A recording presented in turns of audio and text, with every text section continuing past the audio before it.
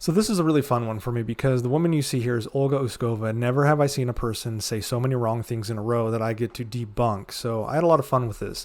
She is considered the Elon Musk of Russia. And like Elon Musk, she tends to say a lot of bullshit when it comes to foreign policy and warfare. So let's just go ahead and get started. Это не война с Украиной, это мировая война. А мы I'm занимаем... going to stop right there real quick. So you don't inhabit a very rich territory. Yes, you have a lot of commodities, but you don't know how to access them because a lot of them are in the permafrost, which makes it incredibly difficult to access. A territory is only as rich as as the nation's ability to leverage the resources it has. And right now, the U.S. is by far number one. The total wealth of the entirety of the world is $464 trillion. The U.S. makes up 32% of that at $146 trillion. The whole continent of Europe makes up 23%, China makes up 18%, and Russia makes up 0.82%, right behind Mexico. No one but China wants any land in fucking Russia, period. It is not worth it. And the only reason China wants it is because you have energy needs you have energy access that they need. Очень большую территорию, очень богатую, у нас низкая плотность населения. Это вот на текущий момент, это революция, всем нужна эта земля. Она нужна Европе, которая совсем уже там, ну а главное, она нужна Штатам. И Штатам вот это вопрос в конечном счете тех же самых углеводородов. И надо понять. So she quickly says that Europe wants it because they're not doing well at all. That's not true. Europe is actually doing about as fine as they were before the war. The U.S., she just quickly talks about how the U.S. wants it for hydrocarbons as if she doesn't know these statistics. The fact of the matter is the U.S. produces 19 million barrels a day of oil, which is more than Russia by a lot. Russia only produces about 11 million. When it comes to natural gas, the U.S. produces 932 billion cubic meters. They're number one. The U.S. is number one in both oil production and natural gas production, by the way. Russia produces 700 billion cubic meters. So when she says we want their hydrocarbons, I don't know what the fuck she's talking about because that is 100% not true. Понять, что это не вопрос там специальной военной операции. Она может продолжаться, может закончиться. Это минимум десятилетия. Вот такого будет вспыхивать. What's funny is historically Russia was the cause of those fires. Look at Georgia, Ukraine, Finland with the Winter War. You have Moldova. You have, after the USSR collapsed, you have the Yugoslav wars, which were a direct reflection of what Russia was doing from a policy standpoint. So if there's fires igniting, 99% sure it's going to be your fucking fault, Russia. 10 лет будут активно пытаться уничтожить. Активно.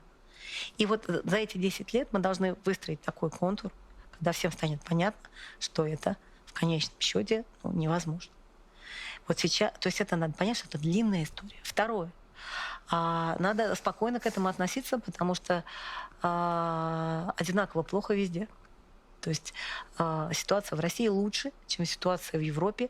И я скажу крамольную вещь. Я думаю, будет куча недовольных по поводу этой программы, но она лучше, чем в Штатах. Okay, that's completely untrue. Things are worse in Russia than both Europe and the U.S.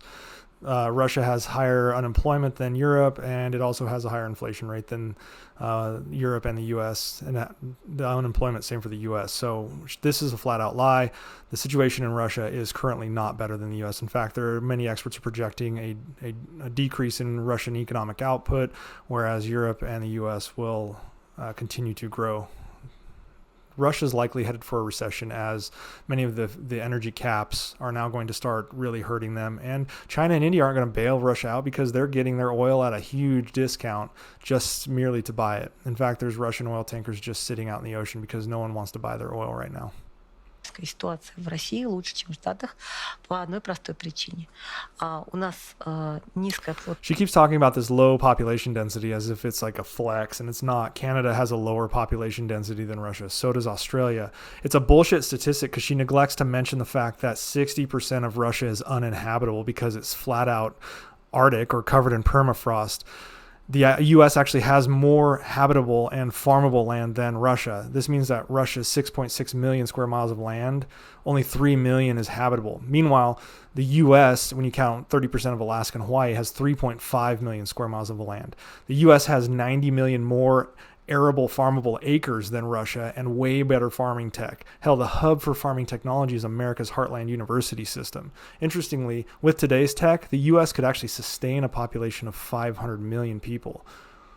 Плотность населения на огромный ресурсный блок. У нас Furthermore, like a lot of their population density problems is driving their is because of their demographic problems. I mean, right now Russia is looking at a population drop of 8 million by 2050. Meanwhile, the US is expected to grow by 90 million by 2050. That's because people want to come to the US and people want to have children in the US because it's stable. No one wants to have children in Russia. No one wants to immigrate to Russia right now because it's a shitty country. And that's been that way since the collapse of the Soviet Union.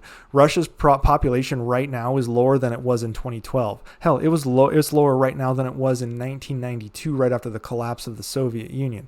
So again, flexing about your population density as being low is nonsense. удачное географическое положение.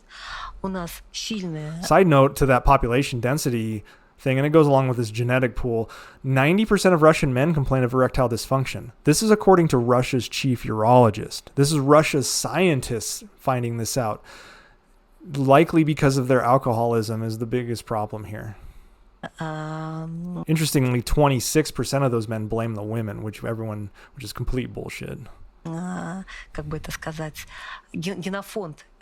Сколько нас не травили, но все равно сильный очень генофонд ученых, разработчиков. She talks about this strong gene pool. Well, genetic diversity is driven by just diversity, and the US is more racially diverse than Russia. When measured by racial fractionalization, which is when you randomly choose two people in a country and the odds that they will be of a different race, the US is 25% more diverse than Russia. And actually, the US's ethnic Russian population is growing faster than Russia's ethnic population per capita. A lot of it due to immigration. And she brings up scientists and developers. Does she not realize that something like 400,000 scientists and engineers and academics fled Russia? Just look up. All you have to do is Google the Russian brain drain to understand this. И так далее. И третий момент — это то, что на самом деле выстраивается достаточно мощная коалиция восточная. Переключение на восток — это не ухудшение схемы, а улучшение схемы.